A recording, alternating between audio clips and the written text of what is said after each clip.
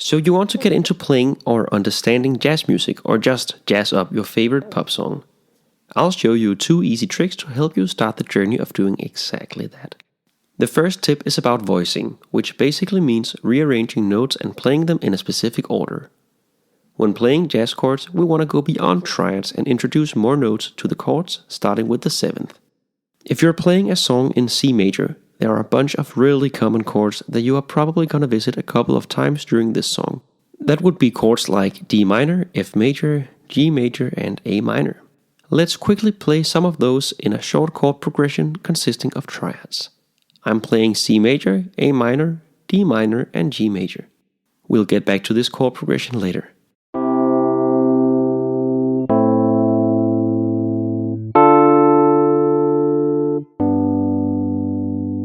Now, if we look at the C major scale, we'll see that there are 7 chords that can be created from the scale if we stack notes in triads. Stacking triads by starting on each of the different notes will give us these chords: C major, D minor, E minor, F major, G major, A minor, and B minor with a flat 5th. Since we're about to play jazz, we'll go ahead and add the 7th to these chords, which gives us these chords: C major 7, D minor 7, E minor 7, F major 7, G 7, A minor 7, and B half diminished. We reached the 7th by keeping on adding the next odd numbered note. If the 7th is a half step below the root, it's a major 7th. If the 7th is a whole step below the root of the chord, it's a minor 7th. Alright, with the added 7th, your chords are already sounding more rich and perhaps even slightly jazzier than they were before. Next up, we'll look at your voicing. First, let's start up by swapping the 7th down below the root so they hug each other tightly. Next, I want you to look at these simple rules where X means any chord.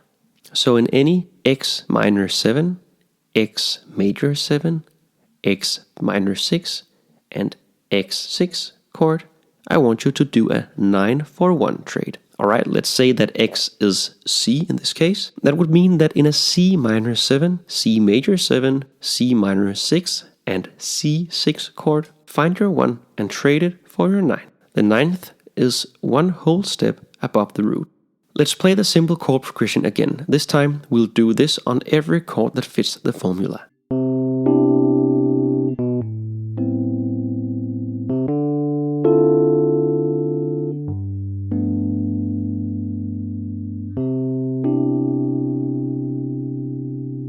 Alright, that definitely sounded more jazzy, but now that you have successfully made your first note trade, I want you to make another trade. On dominant 7 chords, which is major chords with the minor 7th, I want you to make 2 trades. First, make the 9-for-1 trade, then follow it up by making a 13-for-5 trade. The 13th is found a whole step above the 5th. In our case, the D of the G7 chord becomes an E. Remember that when you trade, you give away 1 note to add another one. This means that you don't play the 5th in dominant chords. At least not in your right hand, also called the upper structure. Alright, let's add this formula to our chord progressions and see what it sounds like.